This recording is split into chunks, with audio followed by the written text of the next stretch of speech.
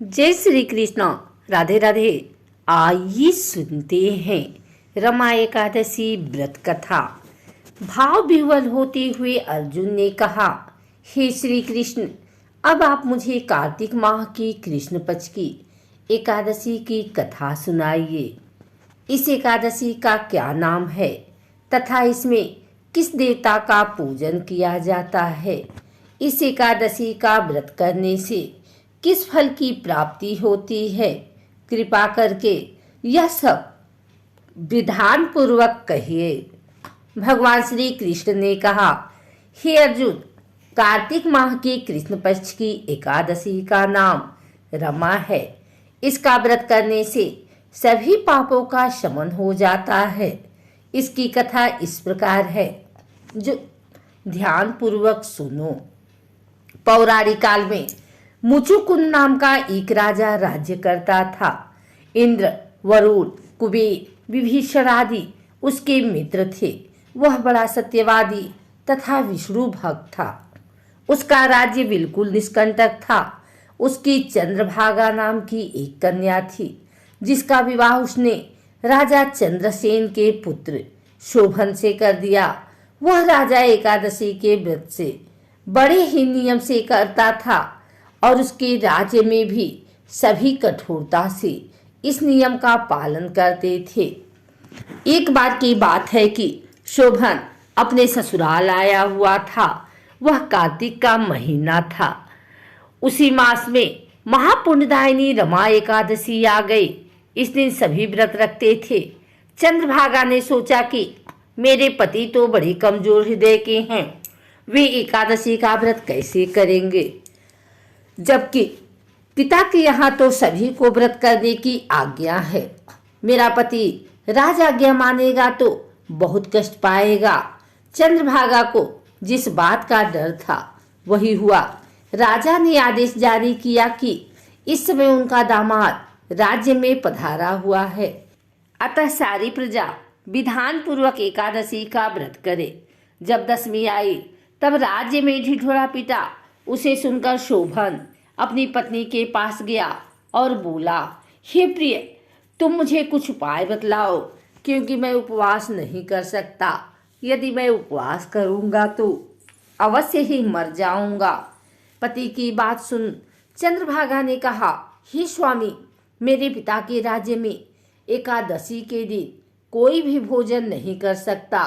यहाँ तक कि हाथी, घोड़ा, ऊंट, पशु आदि भी तृण, अन्न, जल आदि ग्रहण नहीं करते। फिर भला मनुष्य कैसे भोजन कर सकते हैं? यदि आप उपवास नहीं कर सकते तो किसी दूसरे स्थान पर चले जाइए, क्योंकि यदि आप यहाँ रहेंगे तो आपको व्रत तो अवश्य ही करना पड़ेगा। पत्नी की बात सुन शोभन ने कहा, हे प्रिय, तुम्हारी राय उचित है, परंतु मैं व्रत करने के डर से किसी दूसरे स्थान पर नहीं जाऊंगा। अब मैं व्रत अवश्य ही करूंगा। परिणाम चाहे कुछ भी क्यों न हो, भाग्य में लिखे को भला कौन टाल सकता है। सभी के साथ शोभन ने भी एकादशी का व्रत किया और भूख और प्यास से अत्यंत व्याकुल होने लगा। सूर्य नारायण भी अस्त हो गए और जागरण के लिए रात्रि भी आ गई। वह रात शोभन को असहनीय दुख देने वाली थी। दूसरे दिन सूर्योदय के होने से पूर्व भूख प्यास के कारण शोभन के प्राण पखेरु उड़ गए। राजा ने शोभन के मृत शरीर को जल प्रवाह कर दिया और अपनी पुत्री को आज्ञा दी कि वह सती न हो और भगवान विष्णु की कृपा पर भरोसा रखे। चंद्रभागा अपने पिता की आज्ञा अनुसार सती नहीं हुई। वह अपने पिता के घर रहकर एकादशी के व्रत करने लगी।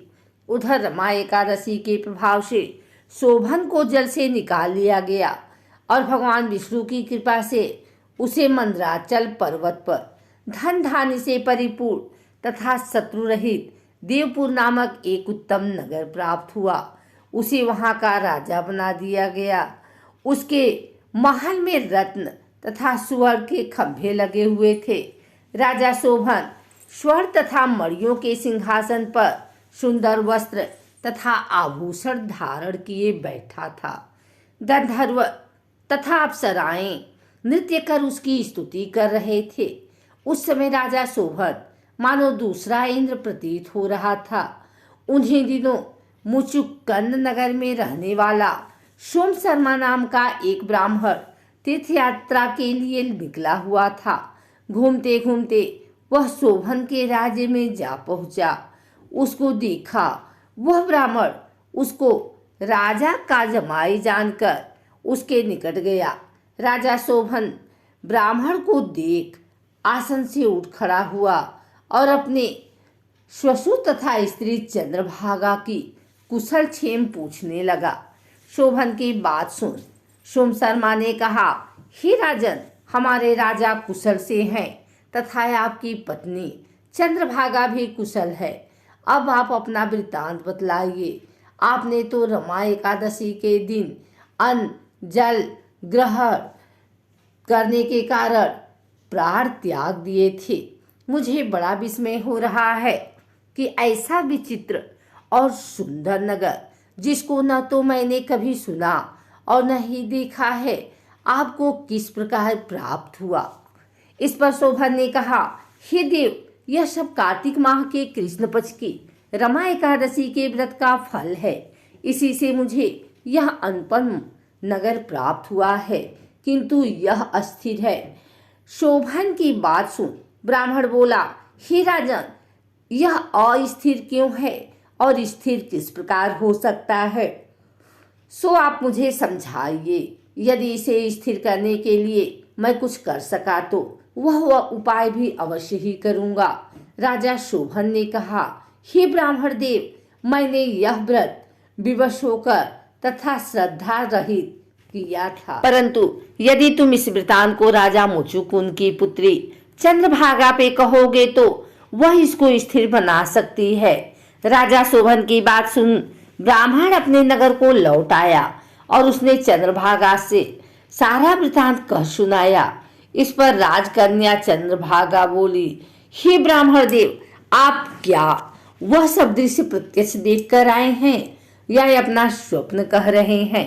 चंद्रभागा की बात सुन ब्राह्मण बोला, हे राजकन्या, मैंने तेरे पति शोभन तथा उसके नगर को प्रत्यक्ष देखा है, किंतु वह नगर अस्थिर है। तो कोई ऐसा उपाय कर जिससे कि वह स्थिर हो जाए। ब्राह्मण की बात सुन चंद्रभागा बोली, हे ब्राह्मण देव, आप मुझे उस नगर में ले चलिए। मैं अपने पति को देखना चाहती हूँ। मैं अपने व्रत के प्रभाव से उस नगर को स्थिर बना दूंगी। चंद्रभागा के वचनों को सुनकर वह ब्राह्मण उसे मंदराचल पर्वत के पास वामदेव के आश्रम में ले गया। वामदेव ने उसकी कथा को सुनकर चंद्रभागा का मंत्रों से अभिषेक किया। चंद्रभागा मंत्रों तथा व्रत के प्रभाव से दिव्य देह धारण करके पति के पास चली गई। शोभन ने अपनी पत्नी चंद्रभागा को देखकर उसे प्रसन्नता पूर्वक आसन पर अपने पास बैठा लिया। चंद्रभागा ने कहा, हे स्वामी, अब आप मेरे पुण्य को सुनिए। जब मैं अपने पिता के घर में 8 वर्ष की थी, तभी से मैं सविधि एकादशी का व्रत कर रही हूँ। उन्हीं व्रतों के प्रभाव से आपका यह नगर अस्थिर हो जाएगा और सभी कर्मों से परिपूर्ण होकर प्रलय के अंत तक स्थिर रहेगा। चंद्रभागा दिव्य स्वरूप धारण करके तथा दिव्य वस्त्र अलंकारों से सजकर अपने पति के साथ सुखपूर्वक रहने लगी। हे अर्जुन, यह मैंने रमा एकादशी के महात्म को कहा है। जो मनुष्य रमा एकादशी के व्रत को करते हैं, उनके सभी पाप नष्ट हो जाते हैं। जो मनुष्य रमा एकादशी का महात्म्य सुनते हैं, वह अंत समय में विष्णु लोक को जाते हैं। भगवान श्री हरि बड़े दयालु और भगवान हैं।